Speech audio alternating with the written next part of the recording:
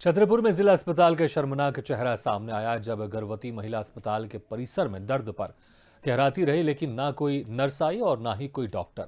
अस्पताल के गेट पर महिला की डिलीवरी हो गई, जिसके बाद बड़ी मुश्किल से नर्स आई और मरीज को भर्ती किया गया। वहीं अस्पताल लाने के लिए 108 एम्बुलेंस को कॉल करने के बाद भी नहीं आई, जिसके बाद महिला को बड़ी मुश्किल से गांव की टैक्सी से अस्पताल पहुंचाया गया, जहां इमरजेंसी में ना डॉक्टर मिला और ना नर्स।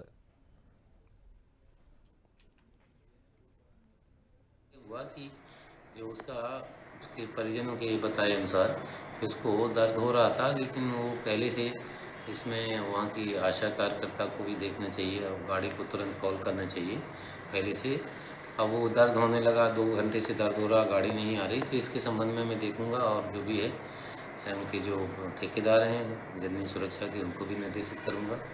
आशा को भी बोलूँगा कि इस तरह की लापरवाही नहीं हो, तो दोनों से समझाइश देंगे दोनों को कि भविष्य में इस तरह की जो लापरवाहियाँ हैं वो बर्दाश्त नहीं की जाएंगी। हाँ, बच्चा बच्चा दोनों सही है, क्योंकि मेरे पास तुरंत सूचना भी आ गई थी रात में 1:30 बजे, और मैंने दोनों स्टाफ को निर्देशित किया था, एसएनसीयू स्टाफ को और लेबर रूम के स्टाफ को, तो उन्होंने दोनों का केयर किया। और तो जिस तरह से यह लापरवाही अस्पताल में सामने आई है कि एक गर्भवती महिला को गेट पर ही शिशु को जन्म देना पड़ा। इस खबर पर ज्यादा जानकारी के लिए बात करते हैं हमारे संवाददाता इमरान खान।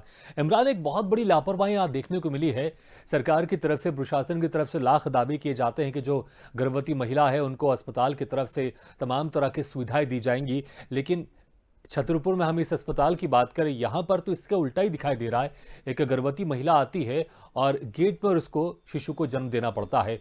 यहाँ पर मैं बात करूं, आखिर कौन है इसका पूरी तरह से जिम्मेदार? क्योंकि हम किसी से भी, हमने अभी बाइट सुनी, हर कोई अपना कोई ना कोई तर्क दे रहा है, कोई ना कोई रीजन दे रहा है, लेकिन हम बात करें आखिर कौन है इसके पीछे, इसका असली जिम्मेदार। और उसके पहले मैं ये भी जानना चाहूंगा कि जच्चा बच्चा अभी कैसे हैं?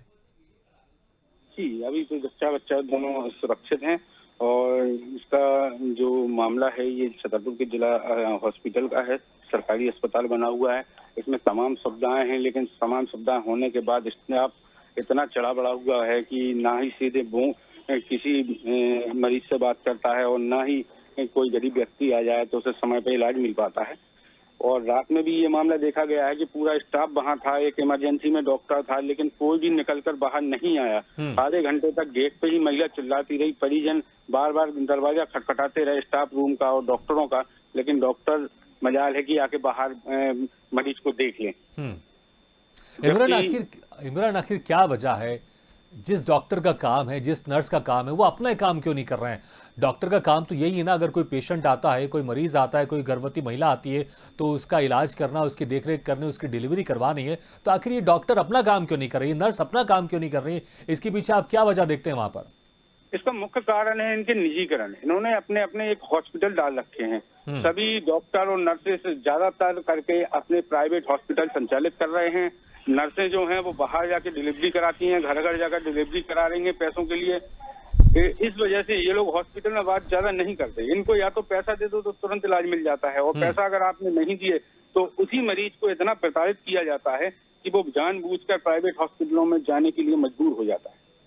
तो इमरान, मतलब जैसा आपने कहा, अगर पैसे नहीं मिलते इन डॉक्टर्स को, नर्स को, तो ये किसी पेशेंट का अच्छे से इलाज नहीं करते, उनको प्रताड़ित करते हैं, उनको परेशान करते हैं। तो जो जिम्मेदार अधिकारी है, क्या उसके कानों तक ये बात नहीं पहुंची है? क्या उसको ये सब नहीं दिखाई देता है कि अस्पतालों में क्या हो रहा है, या फिर जानबूझकर वो भी इस भ्रष्टाचार में लिप्त हैं? जी बिल्कुल लिप्त हैं ये लोग सभी लोग लिप्त हैं। क्योंकि अभी कुछ दिनों पहले एक महिला के मामले में हम लोगों ने खुद स्वयं जाके संज्ञान लिया था।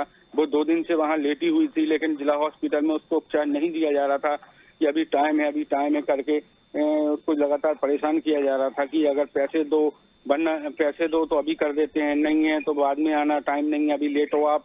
तो इस तरीके से उनको लगातार परेशान किया जाता है। फिर जब हम लोगों ने संज्ञान लिया, सबको बुलाया और सबके कानों में ये बात डाली, फिर भी उसका इलाज सुबह से लगे रात में हो पाया था।